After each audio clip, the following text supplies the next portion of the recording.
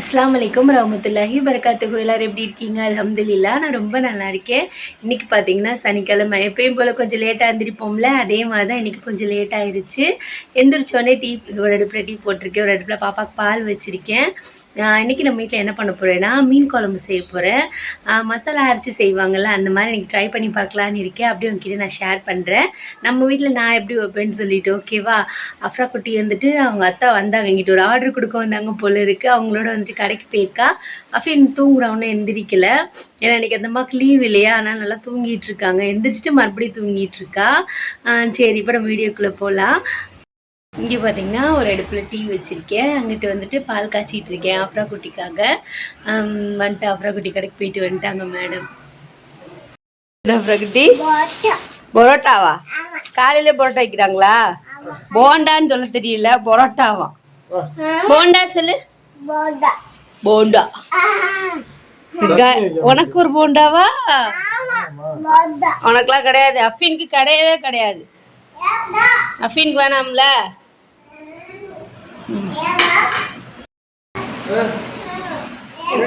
என்ன வேணும் அஃபினுக்கு? சமோசாவா?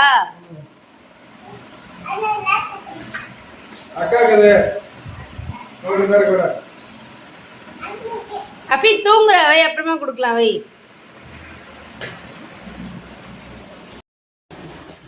டீ குடிச்சிடலாம்.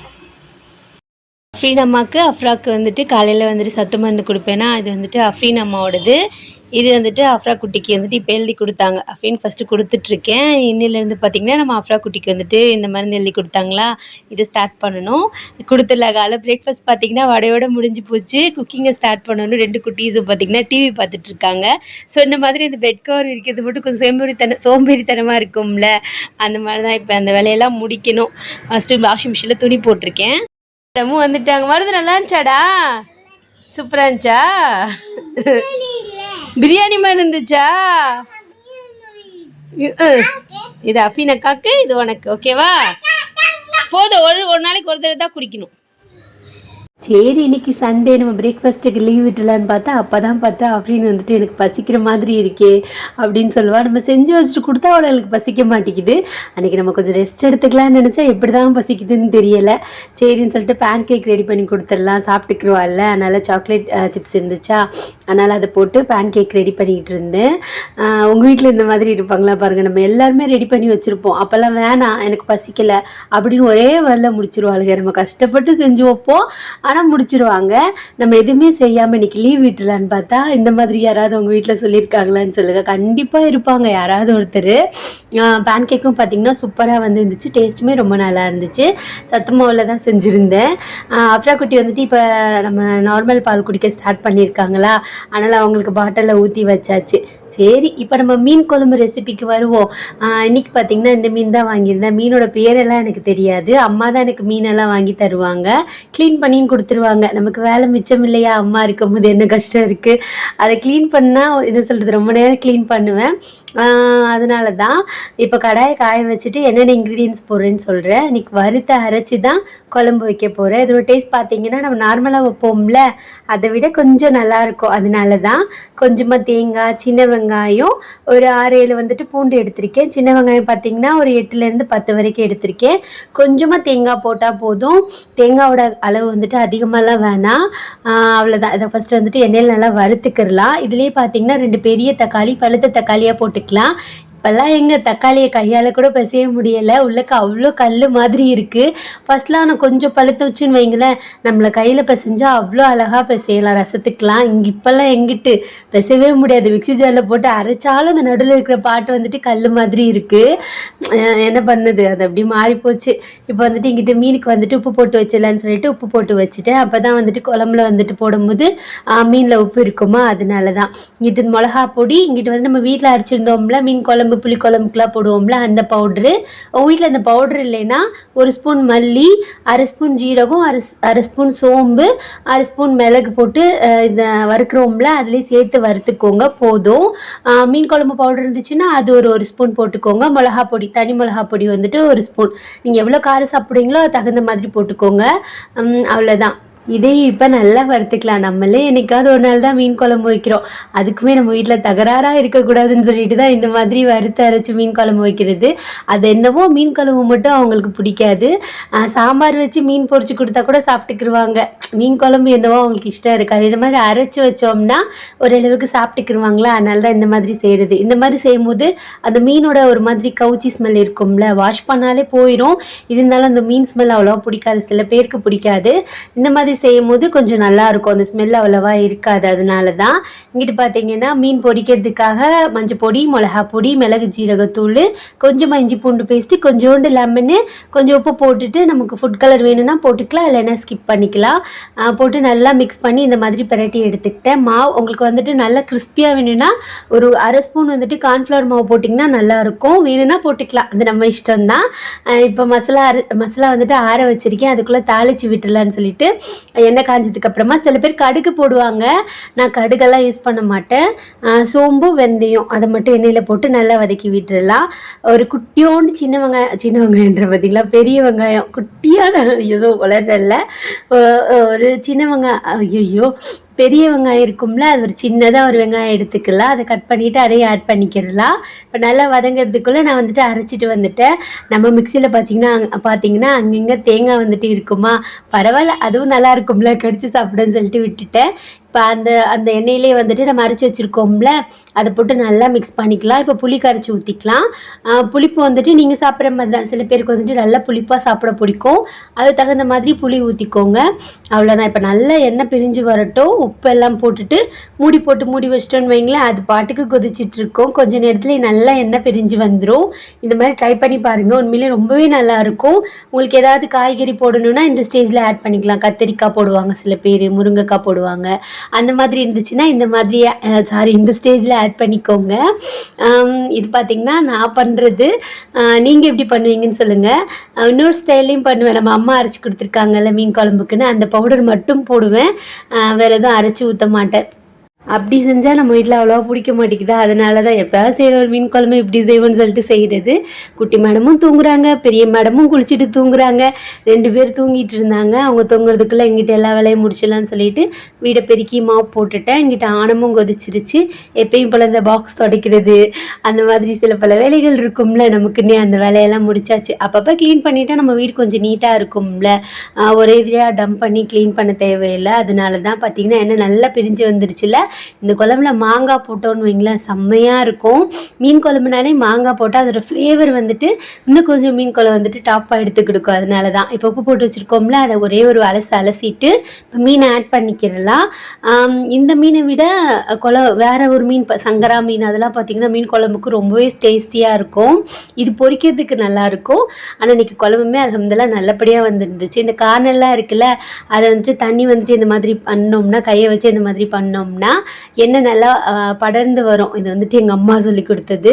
அந்த கார்னெல்லாம் ஒரு மாதிரி கொதிச்சனால இருக்கும்ல, அதெல்லாம் அப்படியே தண்ணி வச்சுட்டு இந்த மாதிரி பண்ணோம்னா கரெக்டாக இருக்கும். கடைசியில் 2 பச்சை மிளகா, கொஞ்சமாக கொத்தமல்லி, கொஞ்சம் கருவேப்பிலை போட்டாச்சு. அவ்வளோதான், நம்ம மீன் குழம்பு சூப்பராக ரெடி ஆயிடுச்சு. ஒரே ஒரு கொதி வந்ததுக்கப்புறமா அடுப்பை ஆஃப் பண்ணோம். லோ ஃப்ளேமில் வச்சுட்டு ஒரு கொதி வந்ததுக்கப்புறமா நம்ம அடுப்பை ஆஃப் பண்ணிக்கிறலாம். இந்த பச்சை மிளகா தான் செம்ம பார்ட்டு. சாப்பிடும் போது அதை சாப்பாடில் பிசைஞ்சு சாப்பிட்டா அப்படி இருக்கும், எனக்கெலாம் பிடிக்கும்ப்பா. அப்புறம் எங்கிட்டு பார்த்தீங்கன்னா மீன் பொரிக்கிறதுக்காக பேனையும் காய வச்சு மீனையும் வச்சாச்சு. அப்படி கையாக வந்துட்டு மீனையும் பொரிச்சிட்டு அடுப்பு க்ளீன் பண்ணுற வேலை இருக்கும்ல, எப்போ பாரு இந்த க்ளீனிங் ஒர்க்கு நமக்கு இருந்துகிட்டே தான் இருக்கும். அதையும் க்ளீன் பண்ணி முடிச்சாச்சு. சோம்பேறித்தனம் போட்டோம்னா அது என்ன சொல்கிறது, அந்த வேலை வந்துட்டு முடிக்க முடியாது. நம்ம ரெகுலராக இதை ஃபாலோ பண்ணணும்னு வைங்களேன், நமக்கே பழகிரும். வேலை முடிச்சுட்டு உடனே க்ளீன் பண்ணுறது வந்துட்டு பண்ணணும்னு சொல்லிட்டு அதுவே பழகிரும். ஏன்னா நெக்ஸ்ட் டைம் நம்ம கிச்சனுக்கு வரும்போது ஒரு மாதிரி ஸ்ட்ரெஸ் இல்லாமல் இருக்கும். நம்ம கிச்சன் க்ளீனாக இருக்குமா, நம்ம நெக்ஸ்ட் வேலையை வந்துட்டு ஜாலியாக பார்க்கலாம்.